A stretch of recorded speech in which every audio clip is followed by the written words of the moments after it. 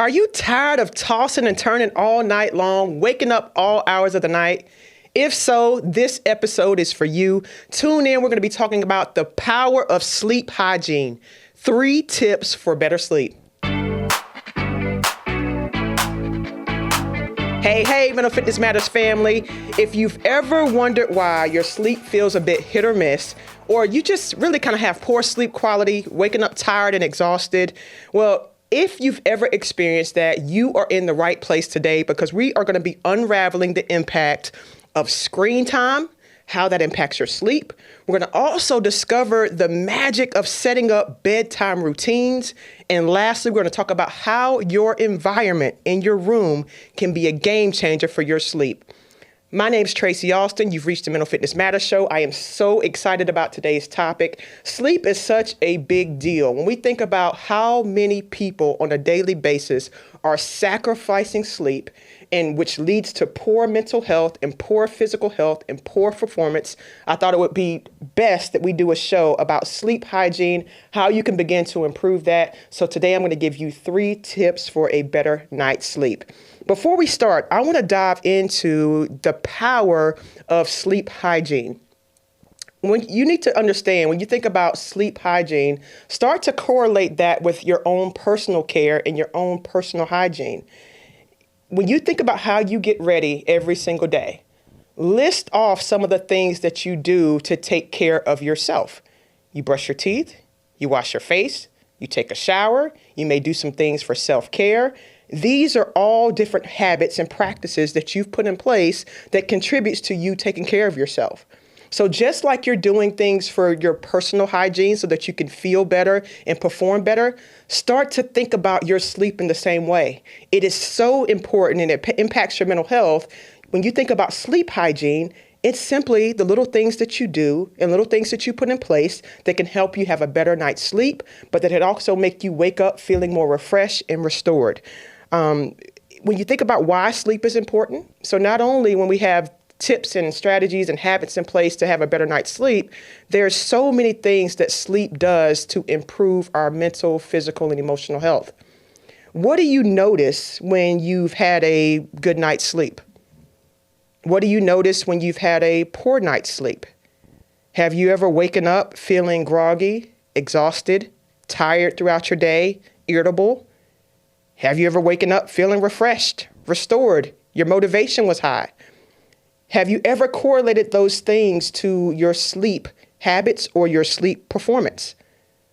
Either one of those observations, I want you to start to get a little bit more aware, pay a little bit more attention, get a little bit more in tune with how you're feeling, because each one of those observations, whether it's a poor night's sleep or a great night's sleep, each one of these things has an impact on your mental, physical, and emotional health.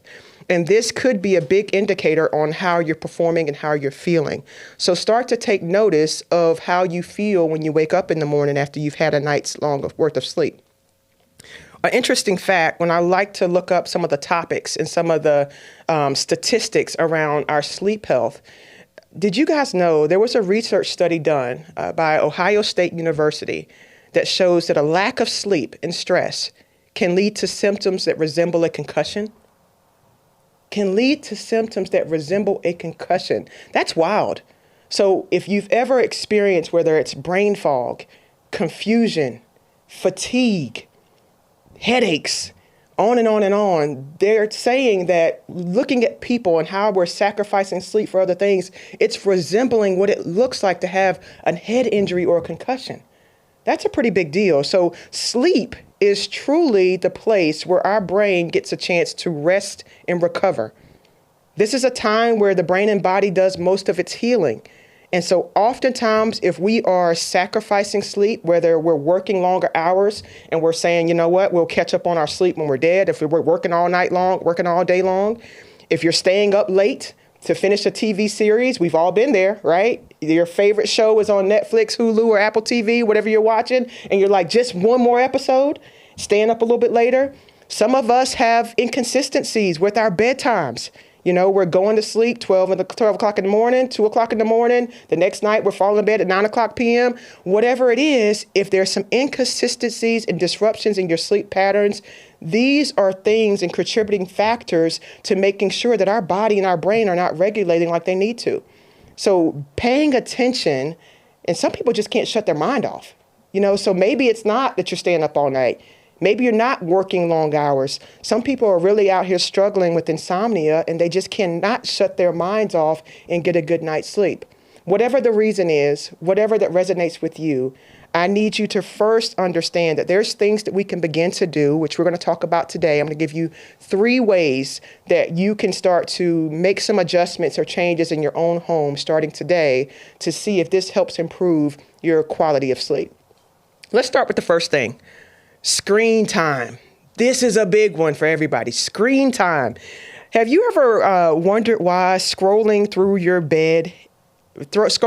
phone at night while you're laying in bed could be not so beneficial for your sleep health? If you've never even thought about it, if you've never even paid attention to it, I'm here to tell you today, guys, screen time has a major impact on your brain's ability to shut down, reset, and restore.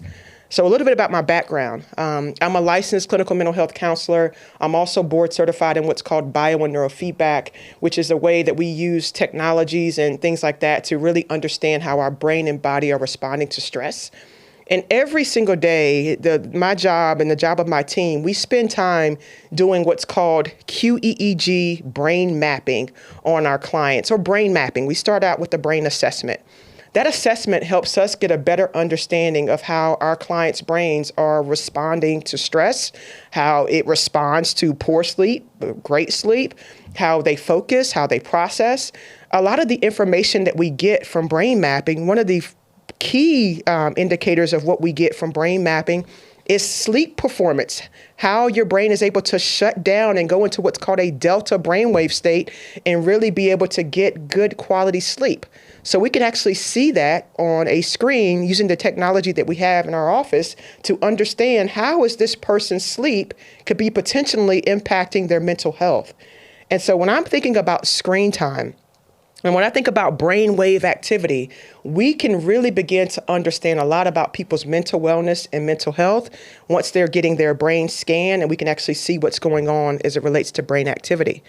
Brain activity or brainwave activity plays a crucial role in how we feel, how we focus, and how we perform. But most importantly, it plays an important role on your sleep and wake cycle. And our exposure to screens before bedtime can really begin to influence these brainwave states. So if we're starting out with brain mapping for our clients, we can actually see what these brainwave states are doing, but then we get information on how we can help these people improve these brainwave states to improve their overall health and wellness. So when we think about the science behind your brainwaves, I'm going to give you a little bit of information here, so that way you can begin how to correlate what your screen time may be doing to your brainwave activity and how that can be impacting or influencing your sleep quality or sleep performance. Brain waves are, your brain oftentimes, it enters different and operates off of different frequencies, and these are called brainwave states. These are associated with different mental and emotional states that you go throughout your day. The main brainwave states that you need to know about, one of them is called your delta, which is more of your deep sleep. It's a more of a slower brainwave. Theta is responsible for more of your light sleep and relaxation. You also go through what's called alpha brainwave activity. This is more of a wakeful relaxation.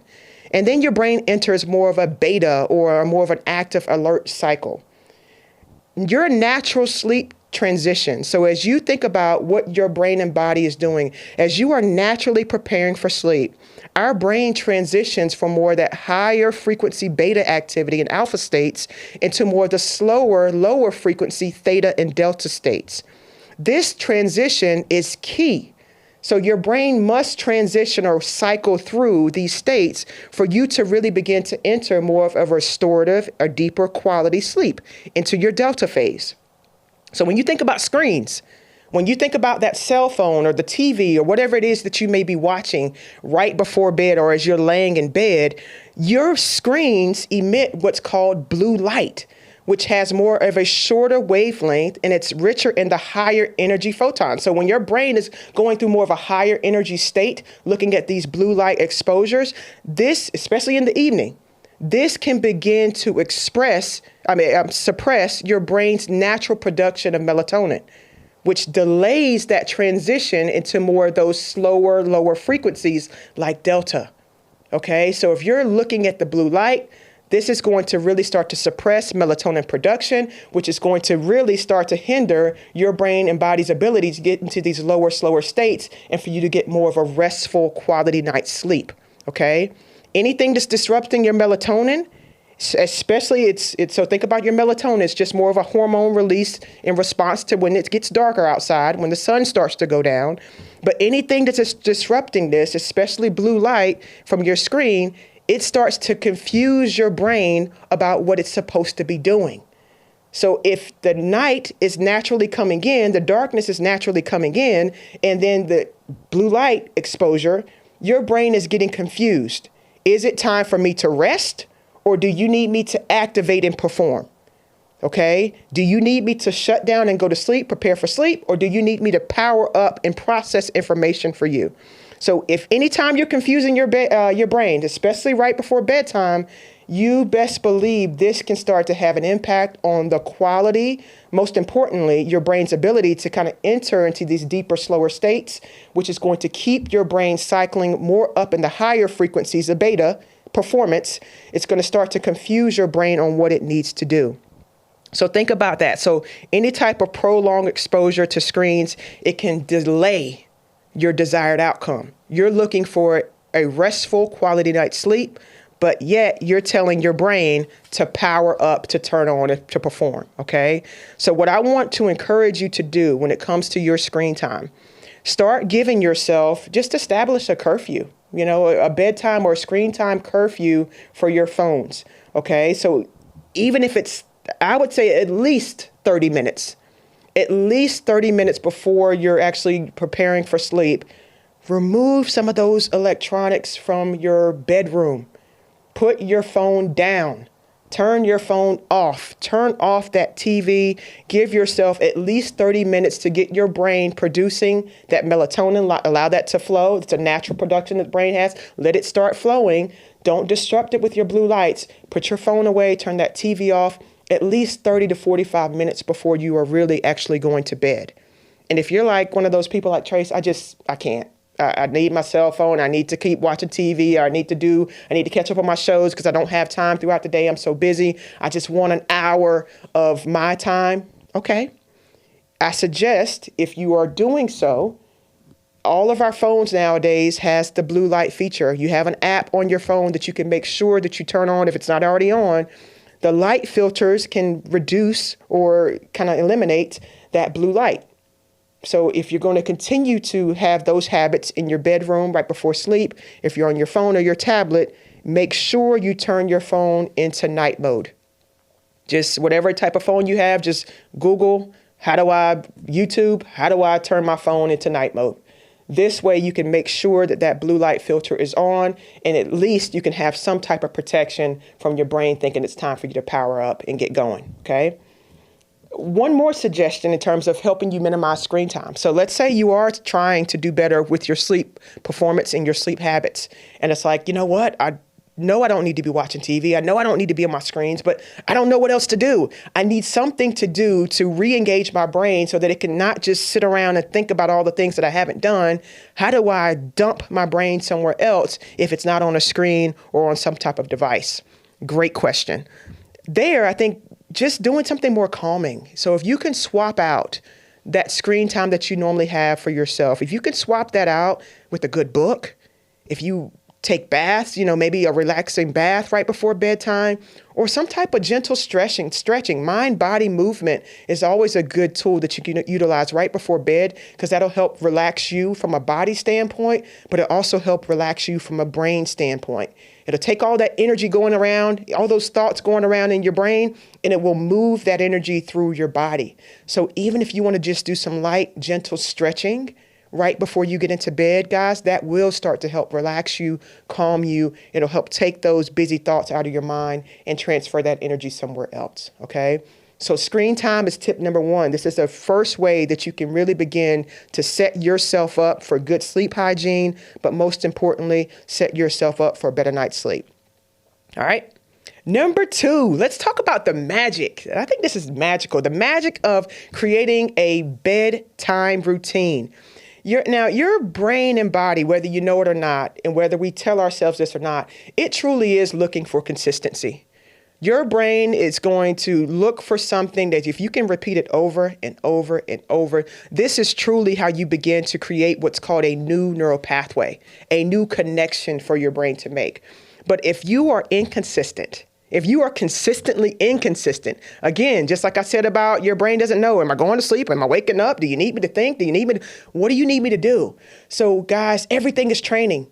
Everything that you do on a daily basis, the habits that you have or don't have, these are training yourself to do something. So how about you start to become more aware and start training yourself for the outcome that you truly want? And creating a bedtime routine or some rituals that you can actually do for yourself every single night. This is a way to promote relaxation, but it's also signaling your mind and body to wind down.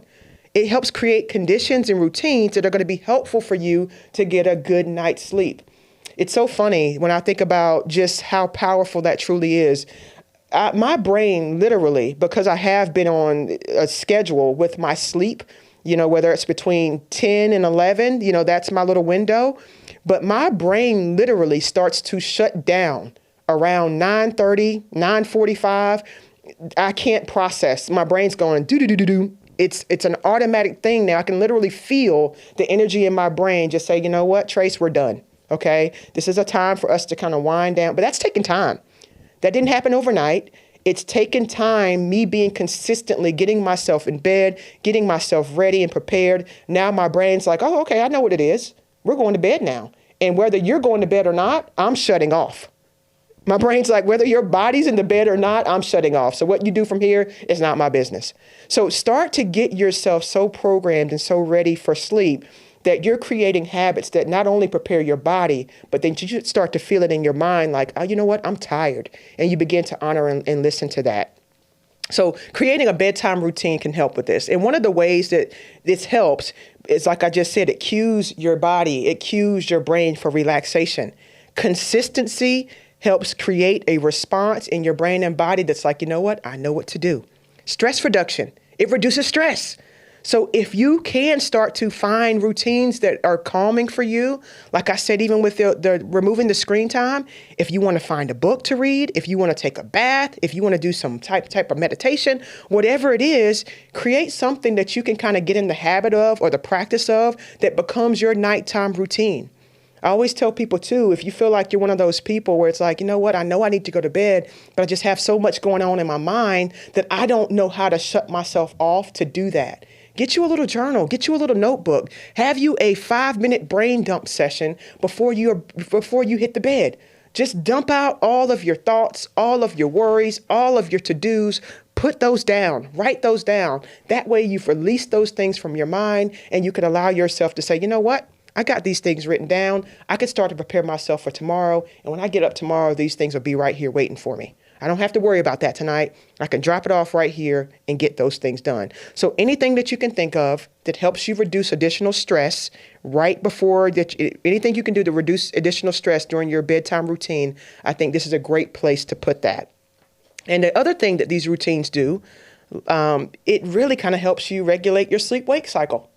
Remember, I told you your brain is already kind of entering and exiting these states. If you can start to get consistent, your brain's going to know that I'm ready to go to sleep, get you in that delta phase, and keep you out of that beta zone, which is for focus and processing. Okay, so you want to begin to regulate that natural circadian rhythm that your body, brain already have. You want to start to get a consistent sleep-wake cycle rolling for yourself, so that way everybody's on board, everybody knows what to do. All right. So just an example of what you can add into your routine. And some people might already have a routine, but maybe you're just not consistent with that. So if you already have tools in place, start using them on a consistent basis. If you don't have any tools in place, reading, like I already said before, is a great thing that you can do. 15 to 30 minutes. Oftentimes people can pick up a book and they get tired instantly. You know, it's like when it's time to read, it's like, oh my gosh, I'm exhausted. I'm tired. Let me go to bed now. Whatever works. But the benefits of reading, it's really a gentle transition that allows your mind to shift from that focus of the day's activity into something that's a little bit different. So, have a different focus, a different shift, which will tire your brain out. So pick up that book. Your meditation, if you're a meditator, you meditate, or if you have apps on your phone that are more for calming, relaxation type music, white noise, put those things on. If you can have a tone or sound that's really consistent, the lower frequencies, this can help your brain activate into a state of calm and relaxation, but it's something that's not constantly moving, constantly transitioning, and not requiring you to be up, up, up. So I would challenge you to engage in some type of meditation or breath practice before bed. And then again, your gentle stretching. So getting these things in a consistent pattern or routine for yourself, this can be an easy way for you to start to create some consistent habits around your sleep and your sleep health. Okay. All right. Last one, your environment. Your environment is key. Okay. What we have in our bedroom or wherever we're sleeping or wherever that might be, what's in your space, it matters. Whether you know it or not, it matters. Everything impacts your sleep. And so when you think about your sleep schedule, it's not about just having a routine, kind of creating that consistency around your routine, removing the screens. But if your environment is not set up for performance, then guess what? You're not going to get a good night's sleep. So start to think about your sleeping environment right now. What do you see in your bedroom? Is it open windows? Is it a lot of light? Is it a lot of things going on? Is it, stereos, TVs, music? What's your environment like right now? Just take a brief mental look at your space. What you need to know about your environment is that your light exposure matters, your noise levels matter, and your temperature matters in your room. Because again, you're trying to prepare yourself, your brain and your body for rest. Let's start with temperature first. What is it normally like? Are you somebody that goes to bed and then you wake up with cold sweats or hot sweats? Are you normally hot? Are you normally cool? What's your temperature like? Because research shows that the temp needs to be between 60 and 67 degrees for optimal sleep. This is going to support your body's natural cooling process during sleep, and it signals the body to release melatonin. This is going to help promote a deeper and more restorative sleep for you. Okay, so start to gauge what's that temperature normally like for you. There's all types of solutions out there, whether it's bedding, whether it's just you changing the temperature on the thermostat, 60 to 67 degrees. Start to allow your body to kind of enter its natural cooling state to see if that improves what you're doing as it relates to your sleep quality. If you're always waking up hot, if you're always waking up cold, all these different types of regulation or dysregulation can impact your sleep. All right. So your temperature matters. Then think about the noise. Think about the noise. Are you someone that has to go to sleep with the background noise on? I hear some people say, you know what, I can't turn the TV off. I need something playing in the background so that my brain can shut off and I can go to bed. If it's complete silence, I can't sleep. I get it. It doesn't necessarily have to be complete silence. But guys, if you are watching TV shows, especially if it's a lot of just action, violence, laughing, whatever that is, the up and down of the tonality on that screen or that TV or that device, this is keeping you awake. You may not know this. It may feel like, no, it's helping me go to sleep. It's keeping you awake. Remember, if your brain thinks it needs to be more in that beta processing alert space, you're not getting into the deeper states that you need to for your sleep.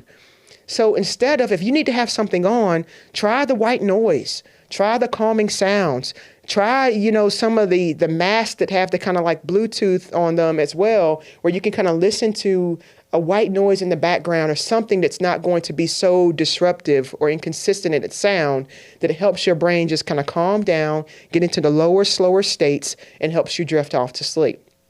Just try it for a little while. I know it might feel like, well, no, this is not working. But again, it just takes practice. May not work the first time, may not work the first week, but keep coming back to it. Train your brain, retrain your brain on what it needs to get used to. All right. Earplugs again. So if you are sleeping beside someone who is a snorer, Not only the noise in the background, but you might have a spouse or a partner that's laying in bed beside you and they're making more noise than the TV's making. Grab you some earplugs, do whatever you need to do for your own sleep health. That is not uncommon, or consider that fan or white noise machine to see if you can block out some of that noise. All right. The last one is lighting. Your light matters. Again, remember, your brain is trying to shut down, shut off. Any of that light exposure really signals to the brain that it's time to get up. So if you can get some blackout shades, if you can get some things to kind of block out that extra light, changing the color of your curtains in the room to the darker shades, closing that up, the darker the better, okay? The darker the better. That's going to help your brain know that it's time to power down for sleep. All right, guys, I hope this was a helpful episode for you. Sleep is key.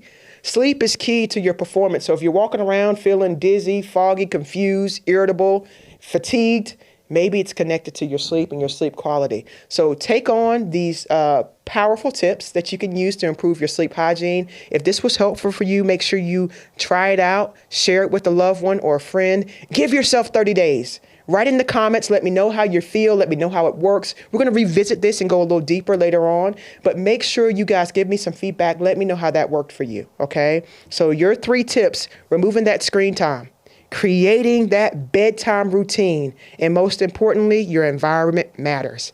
All right, Mental Fitness Matters. I hope this was helpful. I want you guys to go out and shine bright like the stars that you are. I cannot wait to see y'all soon. Thanks for tuning in to this episode of Mental Fitness Matters. Be sure to subscribe wherever you heard this podcast so you never miss a future episode. If you found value in today's show, please share it with others.